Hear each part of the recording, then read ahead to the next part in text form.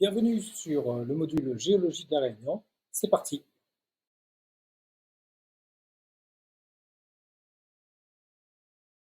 Alors, nous en étions restés à cette phase vers moins 70 000, où l'ensemble des cirques est déjà recomblé.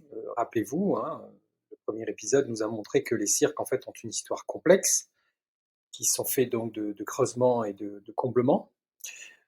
Sur la phase à moins 70 000, des sommets déjà apparaissent, comme le Grand Bénard, le Mazerin, les hauts de Dimitil, etc. Pourquoi? Tout simplement parce que cette phase à moins 70 000 ne remplit pas complètement le cirque.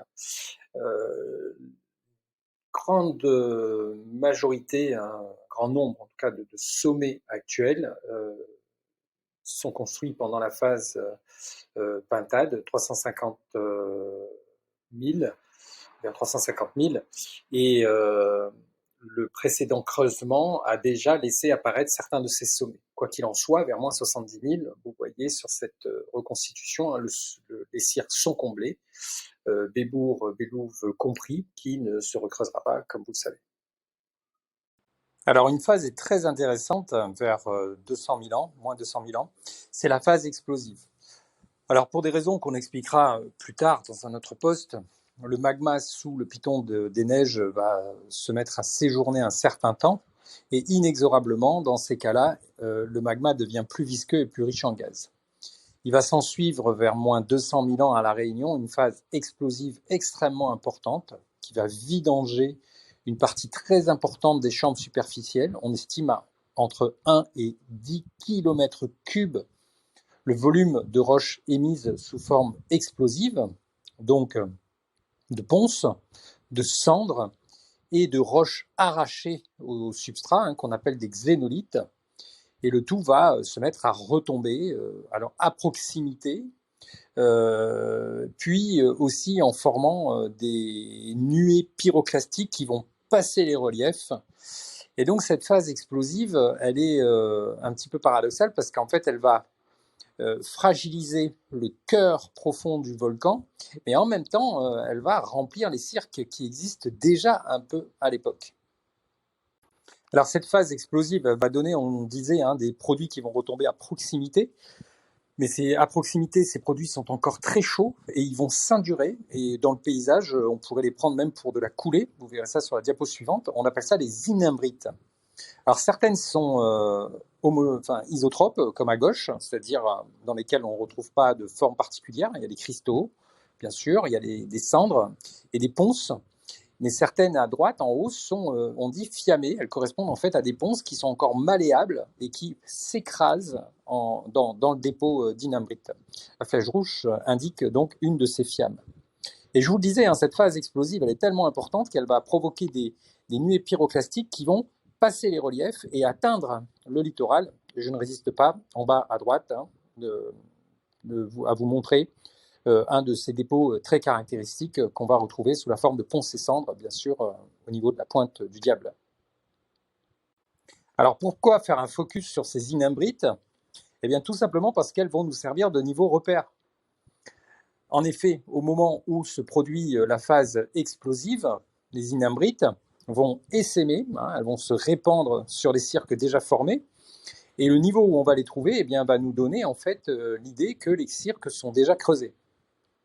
Alors sur la photo de droite, vous retrouvez la couche claire que je signale avec la flèche jaune, une couche d'inimbrite qui est déjà relativement haute, ça veut dire que cette paroi entre Sillaos et qui est derrière et Mafat au premier plan, existait déjà à cette altitude. Ça veut dire que cette paroi elle est relativement ancienne. Les cirques, bien que creusés plusieurs fois, ont probablement gardé leur intégrité, si vous voulez, leur séparation.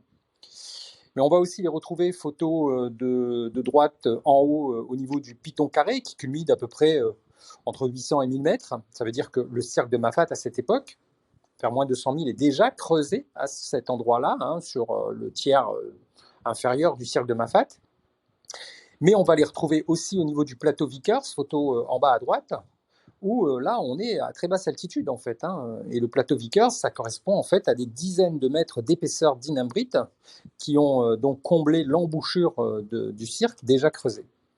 Donc ce niveau de dynambrite, en fait, sert un petit peu de niveau repère pour avoir donc l'image vers moins de 100 000 de cirques qui sont déjà creusés.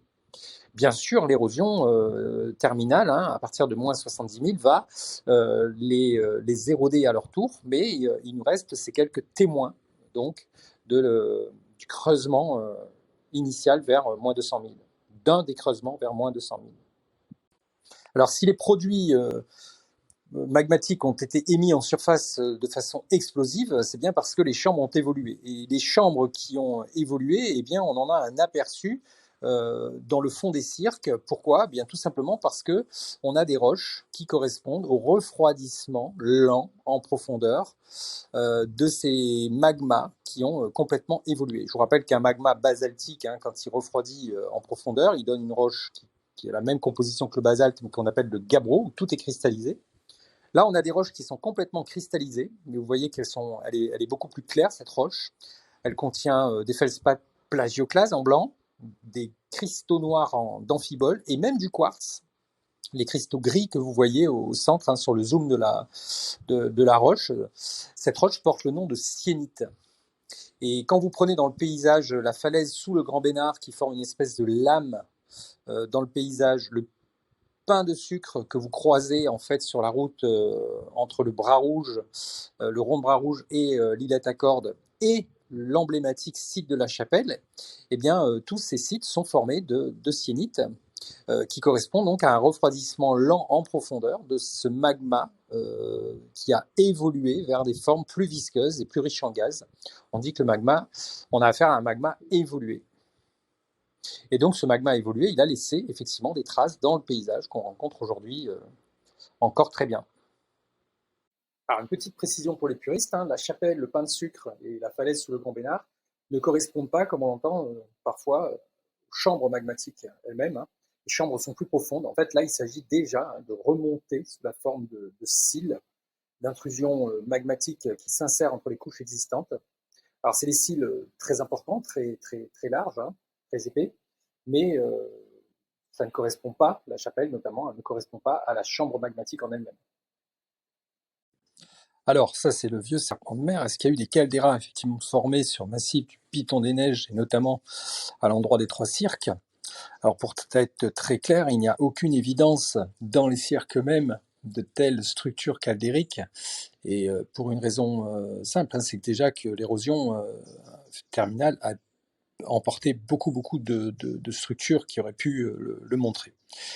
Il nous reste bien la paroi du Grand Bénard qui s'étend vers le col du Taibit. Là, on rencontre bien notamment cette lame de magma syénitique qui redescend vers le col. Mais bon, à part quelques structures comme ça, où on a quelques failles normales, vraiment, on n'a aucune évidence volcano-tectonique, c'est-à-dire liée au mouvement de terrain dans le volcan lui-même. Certains auteurs ont par contre fait l'hypothèse que les sources chaudes, notamment qu'on retrouve à Salazie, Sillaos, quelques-unes à Mafat, pourraient être alignées donc, sur un cercle qui pourrait être une limite caldérique. Il faut rappeler qu'une limite caldérique, hein, une limite de caldeira, c'est une faille circulaire, comme on peut le rappeler, comme le rappelle la photo en haut à droite, pour faire juste un parallèle avec le piton de la fournaise, hein, qui n'a rien à voir avec notre sujet ici, c'est juste pour faire un petit parallèle. Ces sources donc pourraient être alignées sur une éventuelle limite de caldeira, laquelle limite pourrait éventuellement remonter à la vidange des chambres vers moins de 100 000 au moment de l'épisode explosif qui, on le sait, hein, a vidangé énormément de magma, on rappelle entre 1 et 10 km3.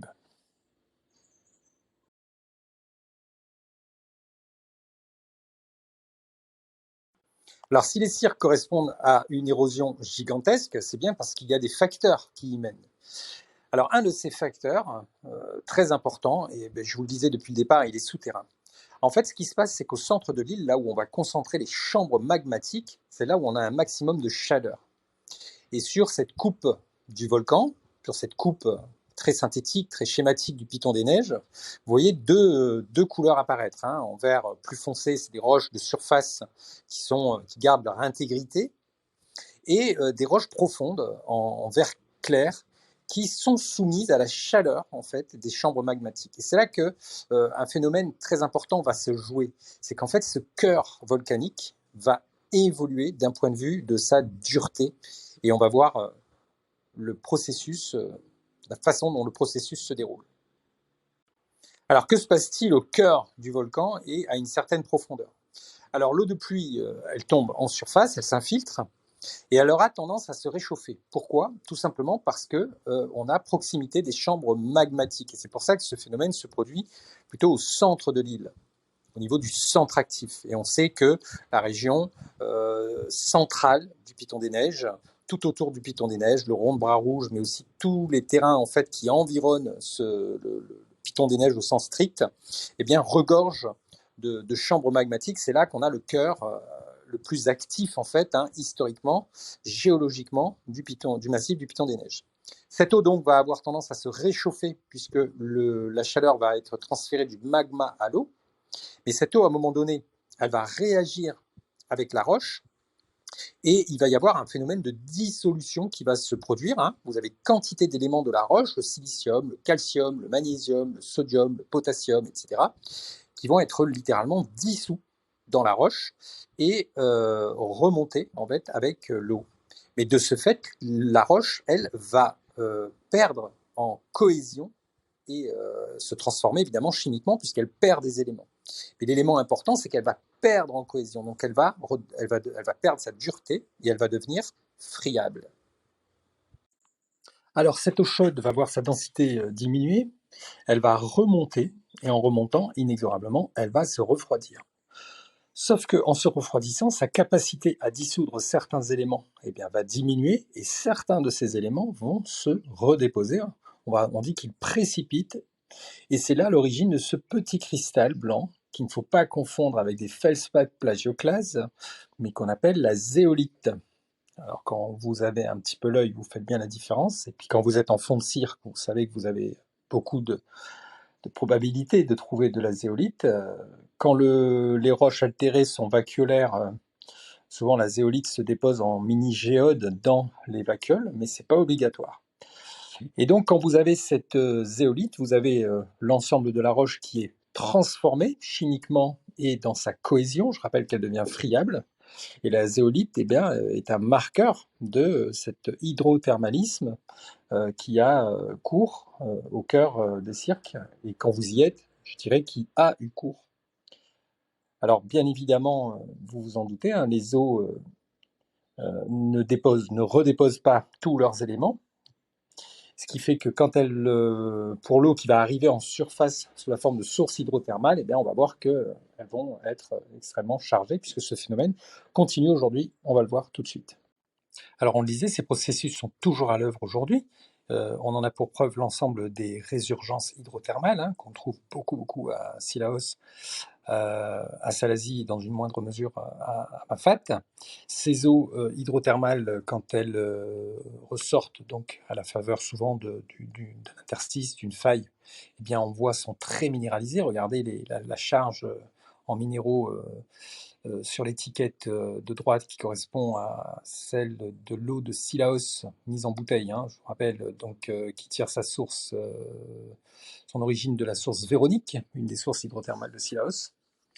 Vous voyez que la charge en calcium est à 110 mg par litre, alors que en bas vous avez la minéralisation en fait d'une eau tout simplement de rivière, une eau qui aurait transité tout simplement par les roches depuis la surface, sans descendre dans le massif, se réchauffer, donc sans subir d'hydrothermalisme. Vous voyez que la charge en minéraux est beaucoup moins importante. Hein. Pour le calcium, on disait un 110 en haut, 11 en bas. Pour le magnésium, on est à 70 mg par litre en haut, on n'est qu'à 8,1 en bas. Pour le sodium, à 238 pour les eaux hydrothermales, contre 8,2 pour le sodium, etc., etc.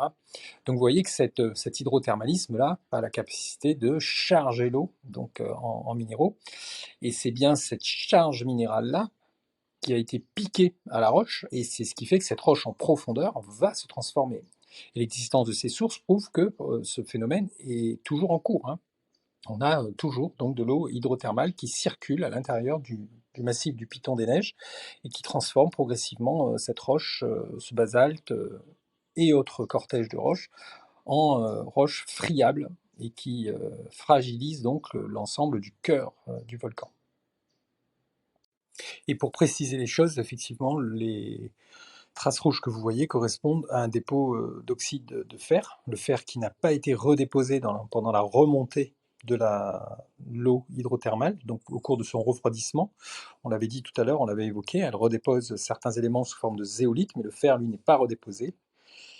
Et ce fer va précipiter en surface, tout simplement parce que l'eau se met à refroidir brutalement en surface. Et donc on a effectivement des sources hydrothermales qui sont soulignées à chaque fois, hein, très souvent en tout cas, par ces dépôts d'oxyde de fer. Alors comme l'érosion aujourd'hui a dégagé les terrains supérieurs, vous vous rappelez de la première diapo de cet épisode 2 où les cirques étaient complètement remplis, aujourd'hui ils sont creusés, et bien quand vous êtes en fond de cirque, et bien vous marchez sur des formations qui ont été hydrothermalisées et qui ont été complètement altérées. Et ces sentiers, vous les connaissez très bien, ces portions de sentiers où vous avez en fait de la roche qui tient très mal en fait, hein, qui glisse sous la semelle, qui s'effrite facilement. Eh bien, quand vous êtes sur ces sentiers, là, ces portions de sentiers, vous êtes sur la partie hydrothermalisée. Alors ça peut être des coulées anciennes, des avalanches de débris anciennes, des intrusions anciennes, peu importe, mais elles ont été soumises donc à cet hydrothermalisme. Et vous voyez bien que leur cohésion en fait a été modifiée, hein. On est sur des terrains ici qui ont des tenues très faibles, voilà. Et parfois on se fait quelques frayeurs d'ailleurs sur certains de ces passages. Alors cet effet de l'hydrothermalisme, vous le rencontrez très très vite, hein, dès que vous entrez dans le cirque de Cilaos. Et en fait, pour contraste, ce qui est intéressant de voir, hein, c'est que tant que vous êtes dans le bras qui mène au cirque, ici le bras de Cilaos, si vous allez par exemple en rive gauche, vous allez en bas du rempart qui a pas loin d'1 million d'années, eh bien vous allez rencontrer des basaltes qui sont très sains, qui sonnent très clairs au marteau, qui sont durs, tout simplement parce qu'ils n'ont pas été soumis à l'hydrothermalisme. On est trop loin donc du centre actif. Par contre, dès que vous arrivez à Cilaos, ici à Pavillon, au niveau de l'étoile rouge, eh bien, si vous descendez dans le bras de Cilaos, juste dessous le pont, là, et sur l'ensemble des affleurements environnants, eh bien, vous rencontrez des roches qui n'ont plus aucune tenue, hein, et que vous pouvez désagréger même à la main très facilement. Alors, c'est quelque chose que les randonneurs connaissent bien. Par contre, c'est que dès que vous allez remonter vers les sommets, soit vous remontez le Taibit, soit vous remontez, je ne sais pas moi, le Kervegen, le Maïdo, que sais-je, quand vous remontez en fait depuis les profondeurs du cirque vers les sommets, vous allez retomber sur des formations plus récentes qui, elles, n'ont pas été soumises à l'hydrothermalisme, et vous retrouvez là des terrains en fait qui ont en fait une certaine dureté. D'accord ? Ces roches peuvent être altérées en surface tout simplement par les phénomènes météoritiques en la tête formation de sol, mais par contre la roche elle-même, mère, reste dure sur ces roches relativement récentes. Je voulais faire un focus sur les intrusions magmatiques, hein, les dikes qui ont plutôt tendance à recouper les formations, donc souvent plus verticales, et les cils qui ont plutôt tendance à s'insérer dans les couches, donc qui sont plutôt horizontaux. Ces dikes et ces cils sont des alimentations en magma. Et une sur deux a donné donc une éruption en surface qui a construit le volcan. Et vous comprenez bien que ces dikes et ces cils ont donc des âges eh bien, très étendus, puisqu'on l'a vu, les phénomènes de construction et de destruction des cirques, en fait, sont des processus qui ont cours sur le million d'années. Donc en fait, ces dikes et ces cils que vous rencontrez sont d'âge soit très ancien, soit très récent, et vous avez tout le panel. Ici, on est dans la région du Bras Rouge, hein, et c'est là que vous allez rencontrer effectivement la plus grande densité de ces intrusions, puisque c'est là qu'on a, géologiquement parlant, hein, le maximum d'activité, donc au niveau du centre, hein, à proximité immédiate, hein, du massif du Piton des Neiges. voilà, on arrive au terme de cet épisode 2. Je suis désolé, il a été un petit peu long, mais j'essaie d'être précis jusqu'au bout. Je vous donne rendez-vous sur l'épisode 3 qui sera beaucoup plus court, puisque nous allons aborder, enfin, eh bien, la formation finale des cirques. Et comme vous avez compris l'essentiel, c'est-à-dire qu'en fait, l'île s'est transformée en son cœur, vous n'aurez pas de mal à comprendre ce qui va se passer en fait, en termes d'érosion depuis 70 000 ans qui mène donc au paysage actuel. À bientôt sur l'épisode 3.